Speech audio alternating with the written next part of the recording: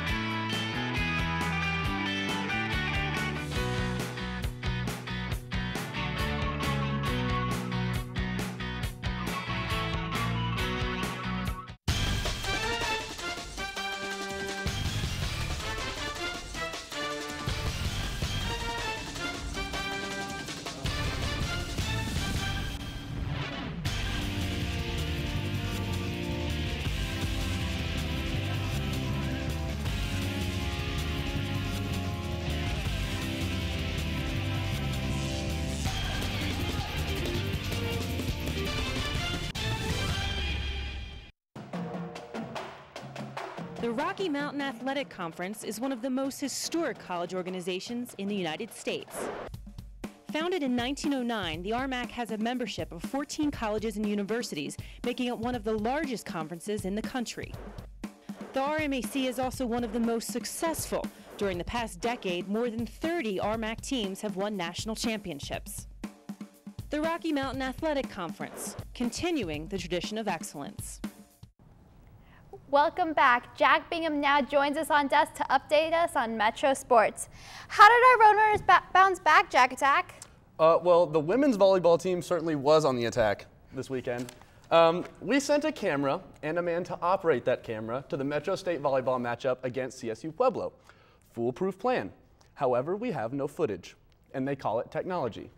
Regardless of visual evidence, Metro beat CSU Pueblo 3-1. What we might have is highlights of the Adams State game. Cross your fingers. Yes! Auraria Event Center was the site, and the Adams State Grizzlies were the opponents.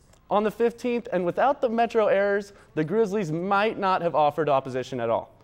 Darcy Schwartzman sprayed around 23 assists, capped by kills by Emily Greenhall, Julie Cassot, and Bree Morley, who led the way with 14. First set went to Metro 25-18, but the second was much closer. ASC went up 23-22 before Cassot teardropped this kill behind the defense. Morley closed out the second set, and Metro took it 25-23. The Roadrunners had the most blocks since 2008 with 16. Metro cruised through the third set 25-15 and improved to 9-3 in conference, 17-4 overall. The perfect weekend helped move the Roadrunners to number 11 nationally, and they face Colorado Mines at in Golden at 7 p.m. tonight. After handing Fort Lewis their only loss of the season, the Metro men's soccer team welcomed University of Colorado Christian at Colorado Springs. The boys were not very welcoming hosts. Both teams came in with a 6-4 record in the RMAC, and while the records were identical, Metro separated themselves from this competition. Flashes of brilliance from the keeper early, terrific PK stop, and gobbles up the rebound. But the Roadrunners didn't need the spot kick to put one up on the board. A sloppy cross laced on net by Scott Crawford put Metro up 1 into halftime. The second half got the ball rolling. Scott Grody scored 2 goals just moments apart. Crawford added his second, and TJ Tebow stitches up his defender with a gorgeous cut here and slots it past the helpless defender. Shaylor Thomas earned his second consecutive shutout, and Scott Grody moved into 5th all-time at Metro in goals and points. You know, we played a stronger game defensively as well, but ultimately it came down to we were getting good chances and we were putting them away. Metro swept the RMAC Players of the Week awards with Grody winning offensive and Thomas winning defensive. On the schedule for Metro this weekend is number 23 Colorado Mines at 7 and Colorado Christian at 2:30 on Sunday. Metro State's women's team rode soccer's emotional roller coaster this past week. After the Roadrunners' inspiring victory over CSU Pueblo in overtime, on Friday, the thrill ride continued. On the downslope this time. Sunday, the Metro women faced number 21 Fort Lewis and managed to force overtime before letting it slip away seconds before the final whistle in double OT. After trailing by 1 for most of the game, Albie Rolfe tucked away a rebound off a Haley Marsh free kick 11 minutes from the end of regulation. It stayed 1-1 until the final minute when the Skyhawks' Emma Canis got behind the Metro D, and even Quigley getting 2 hands on it couldn't keep it out. After 109 minutes, Fort Lewis 2, Metro 1. The Roadrunners continue the coaster with stops tonight in Nebraska Kearney and UC Colorado Springs Sunday afternoon. Who's ready for basketball this year? Well, you might have to wait to watch the Nuggets play at the Pepsi Center. The NBA is on its 112th day of lockout, with players and owners having a hard time coming to an agreement. Both sides are asking for 53% of a multi-billion-dollar revenue package. This lockout stems from the fact that the majority of teams were not profitable last season, as the league lost as much as $300 million last year. Some big-name players, such as Kobe Bryant and LeBron James, are working on a 3-continent tour if the work stoppage should continue. The Met Report went out and got some students' opinion on the lockout. I think it's kind of ridiculous. I think it sucks in general because I'm a big basketball fan, but if I was a player and if I wasn't a big name, I would definitely want a pay raise. I understand both sides, but at the same time, you got to think about the fans and all the people that you're letting down by not having a season. You know, first we got the NFL, and now it's the NBA, and they've already started canceling some of the season. That is crazy. What is it going to be like without a basketball season? I mean, that's a huge sport. I don't even know, but I'm just so happy that they didn't cancel the Packers football. Remember Andy Sado, the very first musical guest we ever had on the Met Report? We were lucky enough to have him play live in studio for us. And if you want to be just as lucky, you can go to his big show on Thursday, October 27th at 9 p.m. at Moe's Original Barbecue on Broadway. Tickets are just $5 and you can buy them at the door online at moesdenver.com/calendar. Now we have our musical guest, Brenna Pritchard. Brenna, take us away.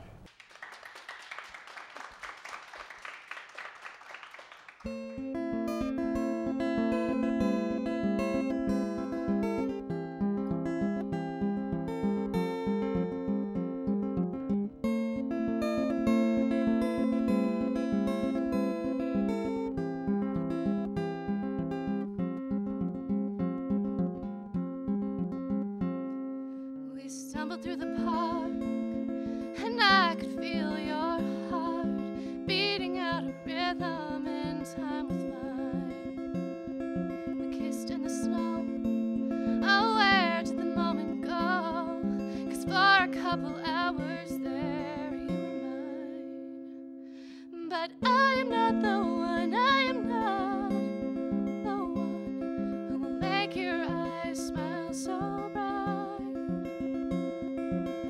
I am not the one, I am not the one, but I was yours and you were mine that night.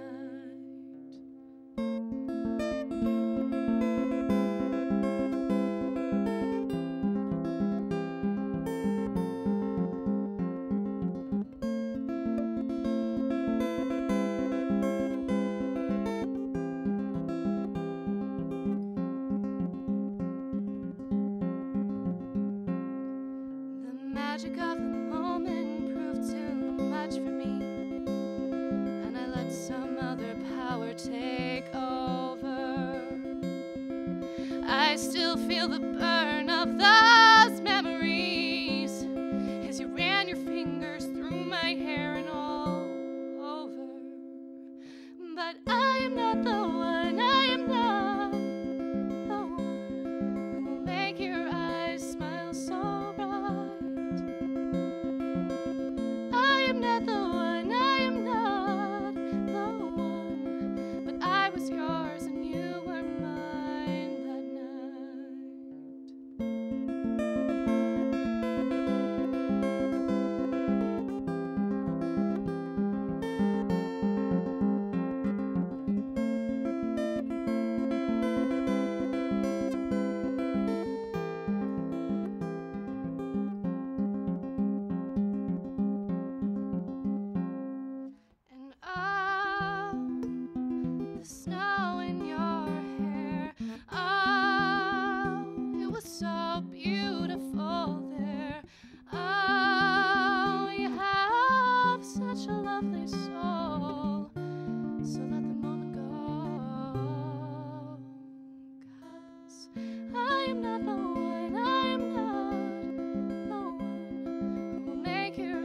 eyes smile so bright. I am not the one, I am not the one, but I was yours and you were mine that night. I am not the one, I am not the one who will make your eyes smile so bright. I am not the one, I am not the one, but I was yours and you were mine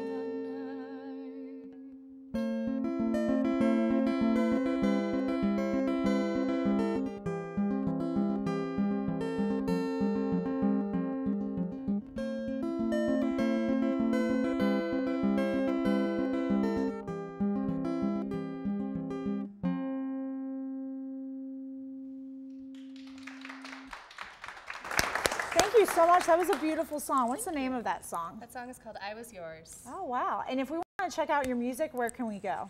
You can look me up on Facebook, and I also have a YouTube page that I update pretty regularly with new stuff. Well, that's great. Well, we're fortunate enough to have her close the show, and that will do it for this week on the Met Report. For Jack Bingham, Simone VonRivenBurgh, Nina Dadabhoy, the whole Met Report team, I'm Annalisa Blanco. Brenna, take it away.